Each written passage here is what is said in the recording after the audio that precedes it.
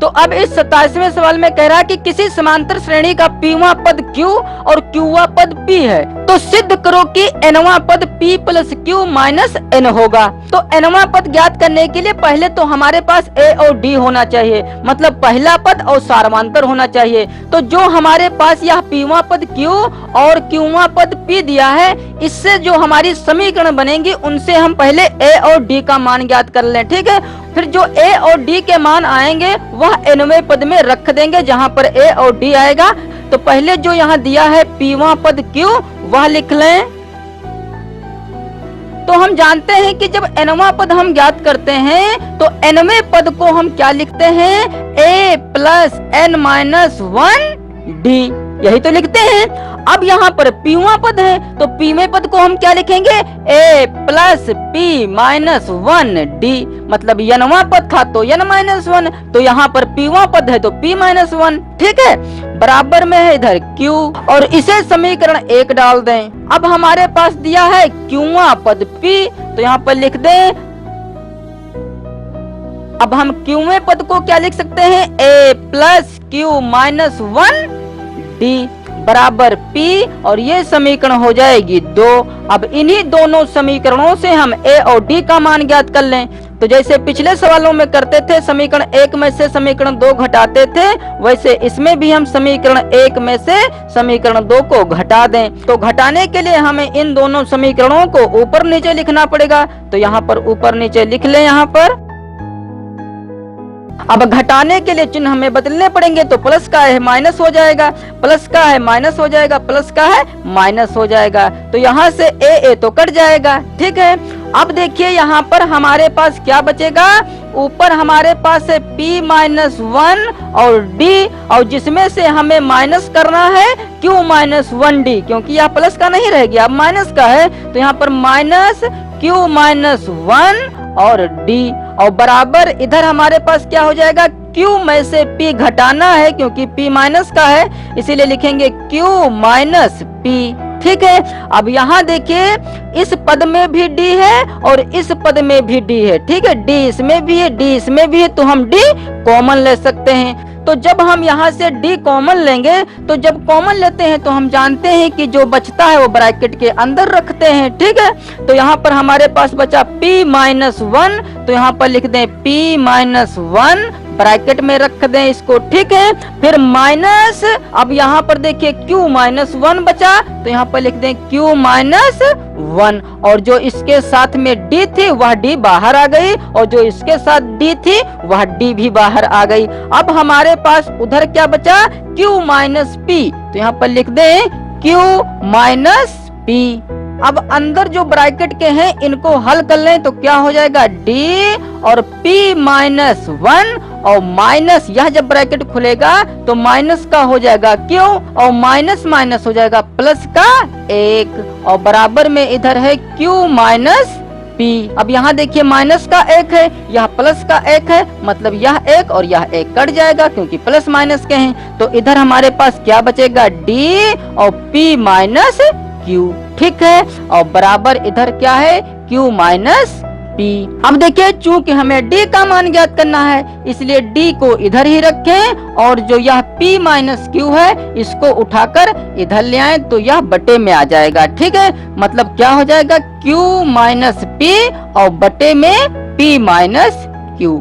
अब देखिए यह दोनों लगभग एक जैसे ही हैं। यहाँ पर Q माइनस P है जबकि यहाँ पर P माइनस Q है, मतलब सिर्फ माइनस का फर्क है। तो इस माइनस के फर्क को हम हटा दें, मतलब इनको एक जैसा ही बना लें। तो एक जैसा बनाने के लिए यदि हम ऊपर माइनस का कॉमन ले लें, ठीक है, तो देखिए जब हमने माइनस का कॉमन लिया है तो प्लस वाला माइनस बन जाएगा और माइनस वाला प्लस बन जाएगा, और वो भी ब्रैकेट के अंदर, ठीक है। तो P यहाँ माइनस का था तो यह बन जाएगा प्लस का P, ठीक है। और Q प्लस का था, जब माइनस हम कॉमन ले लिए हैं तो यह बन जाएगा माइनस का Q, ठीक है। मतलब प्लस वाला माइनस बन गया, माइनस वाला प्लस बन गया, और अपान में यहाँ पर है हमारे पास P माइनस Q। इसको भी ब्रैकेट में रख कर काट दें इसको। क्यों कट गया, क्योंकि ये दोनों एक जैसे हैं। P माइनस Q ये भी है, P माइनस Q ये भी है, तो एक एक ऊपर बचा, मतलब D का मान आ गया एक बटा एक, तो सिर्फ एक ही रखें और माइनस का है इसलिए -1, मतलब d का मान आ गया -1। अब हम a का मान ज्ञात कर लें, तो इस d का मान किसी समीकरण में रखकर a का मान ज्ञात कर लें। ठीक है, तो लिखेंगे d का मान समीकरण 1 में रखने पर। तो जब d का मान हम इसमें रखेंगे समीकरण 1 में, तो क्या हो जाएगा a प्लस p माइनस 1 और d की जगह पर -1, तो यहाँ -1। ठीक है, तो क्योंकि यह माइनस का d है इसलिए इसको भी ब्रैकेट में रखें और बराबर इधर है q। अब हम यह ब्रैकेट खोल लें तो क्या हो जाएगा a और p की गुणा जब -1 से कराएंगे तो p कम p वो भी माइनस का, क्योंकि माइनस का है 1 इसलिए p माइनस का बन जाएगा, और 1 की गुणा 1 से कराएंगे तो माइनस माइनस प्लस का 1 हो जाएगा। ठीक है, और बराबर इधर है q।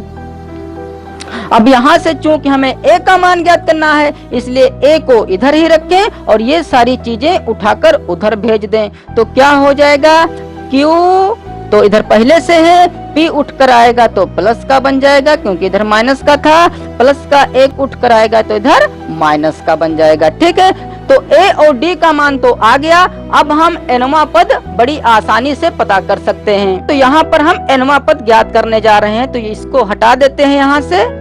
nवां पद ज्ञात करने जा रहे हैं इसलिए nवां पद बराबर, तो nवां पद का जो सूत्र होता है वह रख दें, a प्लस n-1 और d। ठीक है, और a का मान जो हमारे पास आया है वह रख दें, तो a का मान आया है q प्लस p माइनस 1, फिर प्लस है तो प्लस n-1 और d का मान है -1, तो इसे यहाँ रख दें -1। अब इसे हल कर लें तो क्या हो जाएगा q प्लस p माइनस 1, और जब हम यह ब्रैकेट खोलेंगे तो माइनस की 1 की गुणा जब n से कराएंगे तो माइनस का n हो जाएगा, फिर 1 की गुणा 1 से कराएंगे तो 1 कम 1 हो जाएगा, वो भी प्लस का, क्योंकि माइनस माइनस प्लस होता है। ठीक है, अब यहाँ से प्लस का 1 और माइनस का 1 कट जाएगा, तो हमारे पास क्या बचेगा q plus p minus n, यही तो बचा, q बचा, p बचा, n बचा।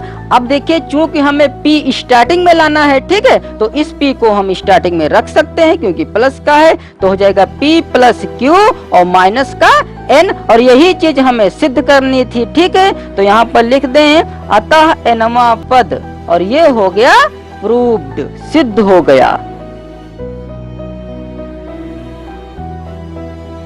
अब इस 28वें सवाल में कह रहा है कि किसी समांतर श्रेणी का mवां पद 1/n और nवां पद 1/m है, तो सिद्ध करो कि mnवां पद 1 होगा। तो यहाँ हमारे पास mवां पद दिया है और nवां पद दिया है, तो यहाँ से पहले हम a और d का मान ज्ञात कर लें। तो यहाँ पर लिखें mवां पद बराबर 1/n, और mवें पद को हम क्या लिख सकते हैं a प्लस m-1d। ठीक है, और बराबर में है 1/n, तो ये समीकरण हो जाएगी 1, और हमारे पास nवां पद दिया है, तो यहाँ पर लिखें तथा nवां पद बराबर, nवां पद है 1/m, तो यहाँ पर लिख दें 1/m। अब इसका सूत्र यहाँ लिख दें तो क्या हो जाएगा a प्लस n-1d बराबर 1/m, और ये समीकरण हो जाएगी दूसरी। ठीक है, अब इन दोनों समीकरणों से हम a और d का मान ज्ञात कर लें। तो समीकरण 1 में से हम समीकरण 2 घटा दें, जैसे कि अभी 27वें सवाल में घटाया गया था। ठीक है, तो समीकरण 1 माइनस समीकरण 2, तो यहाँ से हम, तो इन दोनों समीकरणों को हमें ऊपर नीचे लिखना पड़ेगा, तो a प्लस m-1d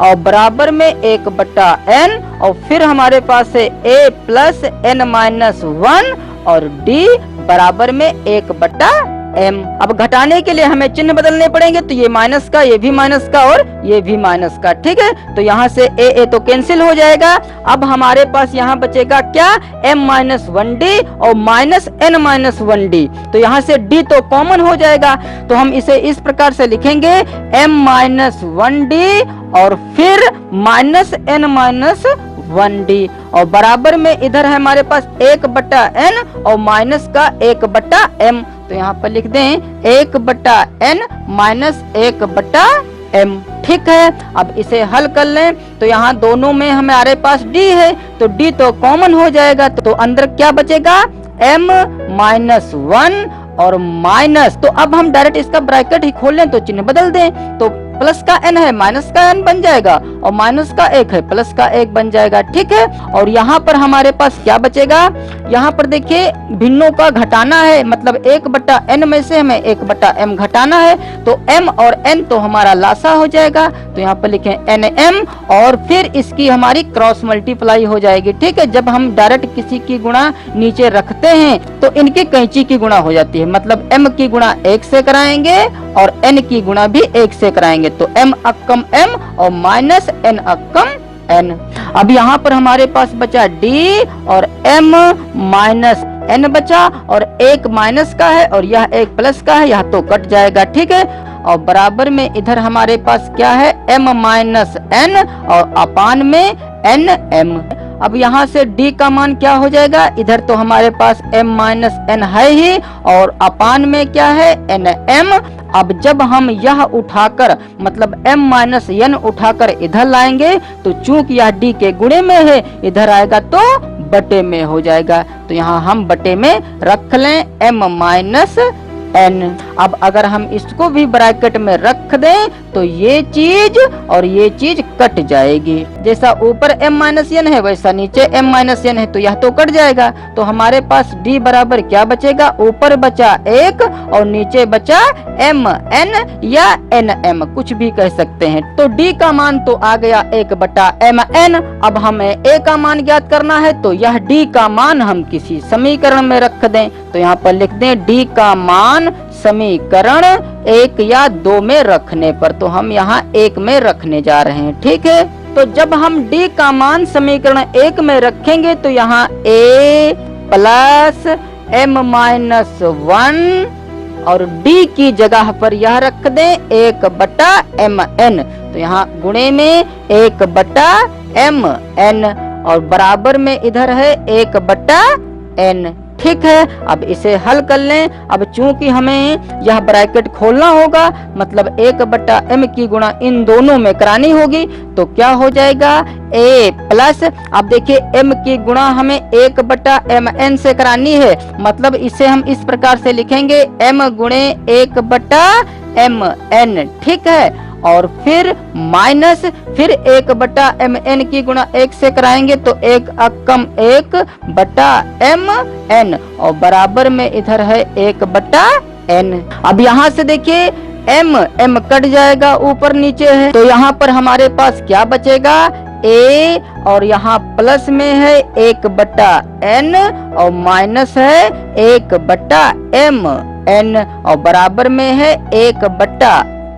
अब चाहे तो यह चीज और यह चीज डायरेक्ट काट सकते हैं, क्योंकि प्लस का इधर भी 1/n है प्लस का 1/n इधर भी है, दोनों पक्षों में एक जैसी जब चीजें होती हैं तो वो कट जाती हैं। तो यहाँ से a का मान क्या हो जाएगा, यहाँ देखिए बराबर हमने नहीं लगाया है, एरो का चिन्ह दिया है। ठीक है, बराबर यहाँ नहीं लगेगा, फिर क्या लिख सकते हैं a बराबर, क्योंकि a का मान ज्ञात करना है इसलिए a को इधर ही रखें और ये सारी चीजें उठाकर उधर भेज दें। ठीक है, तो क्या हो जाएगा, देखिए इधर 1/n तो पहले से ही है और इसको उठाकर लाएंगे तो ये माइनस का 1/n हो जाएगा, और जब यह उठ कर आएगा तो माइनस का है तो प्लस का 1/mn हो जाएगा। ठीक है, तो यहाँ से देखिए ये और ये कट जाएगा क्योंकि प्लस माइनस का है और एक जैसा है। ठीक है, तो a का मान आ गया 1/mn।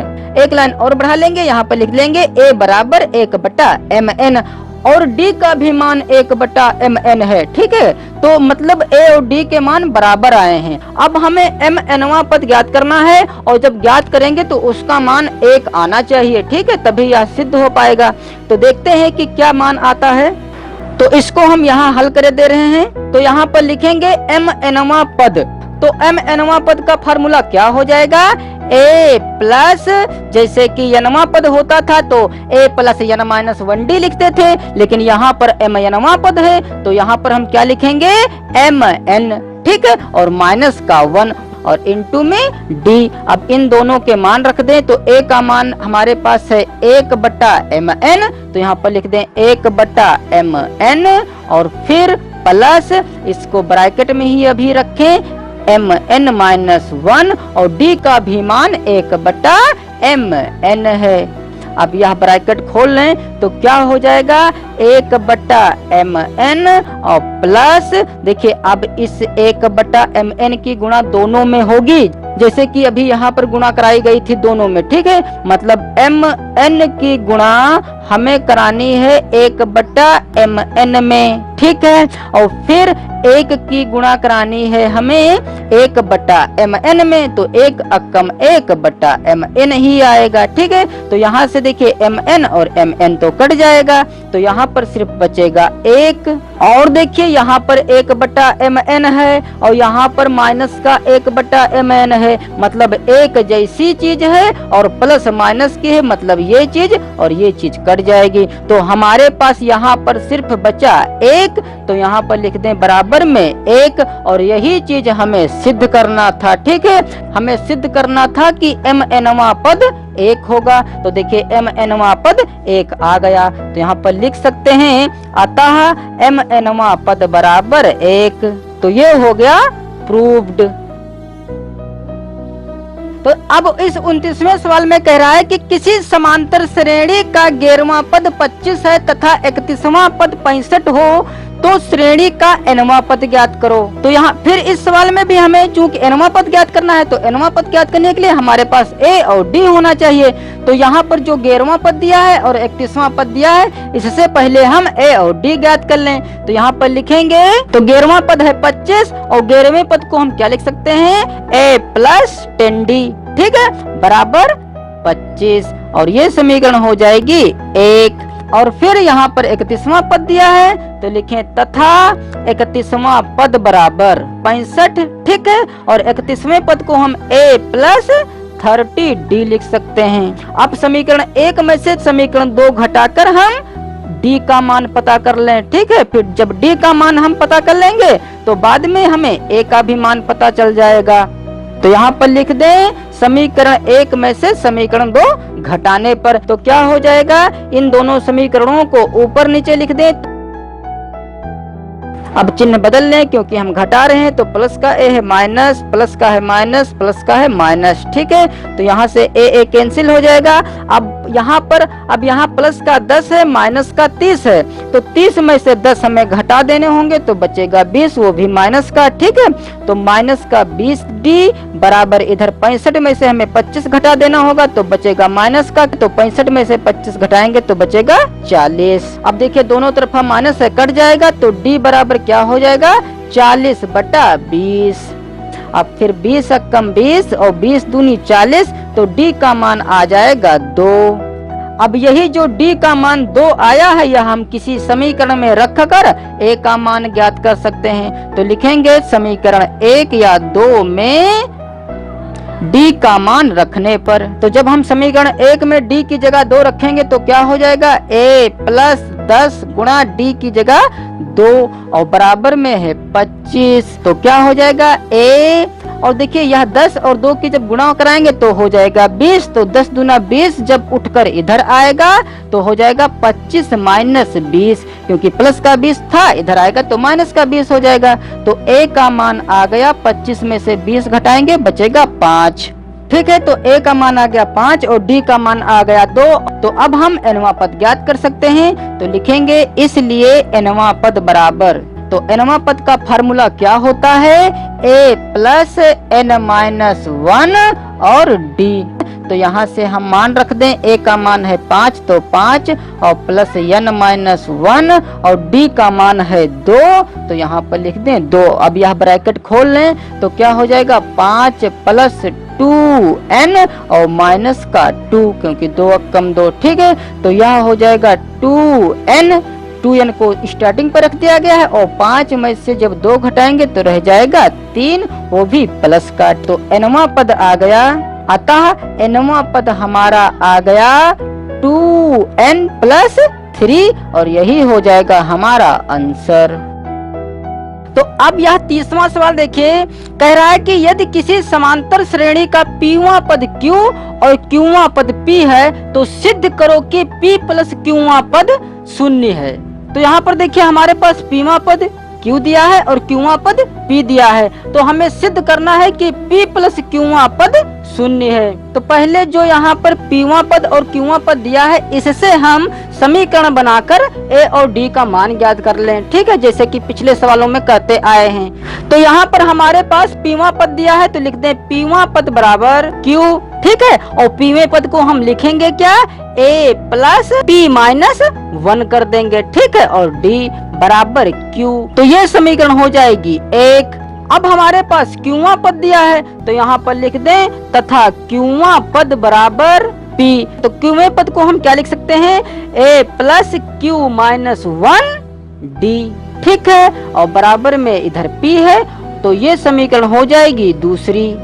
तो अब इन दोनों समीकरणों को हल करके हम A और D का मान ज्ञात कर लें। तो हल कैसे करेंगे, जैसे कि पिछले सवालों में हल करते थे, समीकरण 1 में से समीकरण 2 घटाते थे, तो यहाँ पर भी हम समीकरण 1 में से समीकरण 2 को घटा लें। तो घटाने के लिए हमें इन दोनों समीकरणों को ऊपर नीचे लिखना पड़ेगा। तो यहाँ पर लिख दें A plus P minus 1D, यह पहली समीकरण है, और फिर दूसरी समीकरण इसके नीचे रख दें A plus Q minus 1 D बराबर में है P। क्योंकि हम घटा रहे हैं इसलिए चिन्ह बदल जाएंगे। तो यह प्लस का है माइनस, प्लस का है माइनस, प्लस का है माइनस, तो यहाँ से A तो कट जाएगा।